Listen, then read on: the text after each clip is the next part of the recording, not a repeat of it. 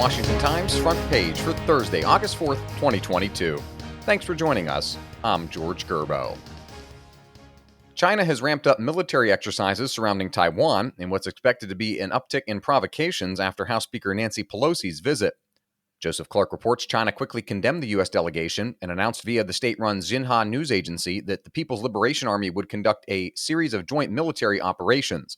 That includes live-fire drills in the Taiwan Strait. The maneuver signal a rise in tensions that could cast a shadow over China's relations with the West for the foreseeable future. Pelosi departed Taipei Wednesday after a one-day stopover that included bilateral meetings with Taiwanese President Tsai Ing-wen and other officials. A federal judge ruled this week that West Virginia must allow transgender patients covered by Medicaid to receive gender-transforming surgeries. Alex Sawyer reports U.S. District Judge for the Southern District of West Virginia, Robert Chambers, said it was discriminatory for the state to ban such procedures from Medicaid recipients while allowing others who do not have a gender dysphoria diagnosis to get the same surgeries. Under the state's policy, a woman with a cancer-related diagnosis could have a mastectomy, but a transgender man with gender dysphoria desiring to have breast removed could not do so under Medicaid coverage. President Biden has signed his second executive action to protect abortion rights one day after a decisive referendum in Kansas rejected state limits on abortion access. Valerie Richardson and Jeff Murdoch report the president signed the order directing Health and Human Services Secretary Javier Becerra to consider ways to apply Medicaid waivers to assist patients who cross state lines for abortion services.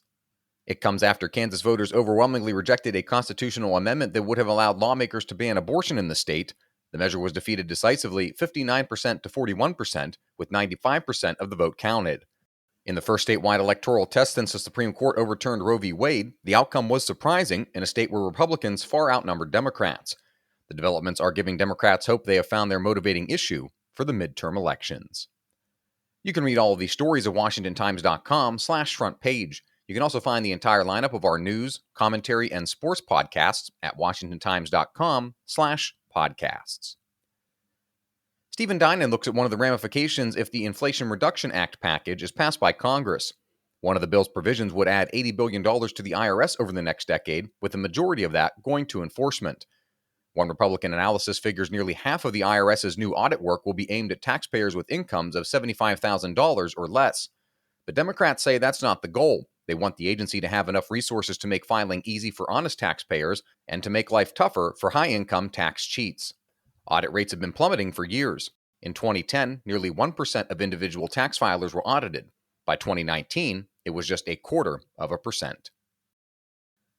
And finally, experts at the U.S. Commission on International Religious Freedom say the recent expulsion of a dissident Protestant cleric by Cuba's communist regime is just the latest evidence of a larger crackdown on people of faith in the country. Mark Kellner reports an official with the group noted that 9 Cubans are on its freedom of religion or belief victims list. 5 are Protestant, and 4 are members of the Unregistered Association of Free Yorubas of Cuba, which practices the Afro-Cuban religion of Santeria. Those individuals were also associated with 2021 protests on the island sparked by the COVID-19 pandemic and efforts at currency reunification. The findings represent a fresh hurdle for those advocating a thaw in U.S.-Cuban relations.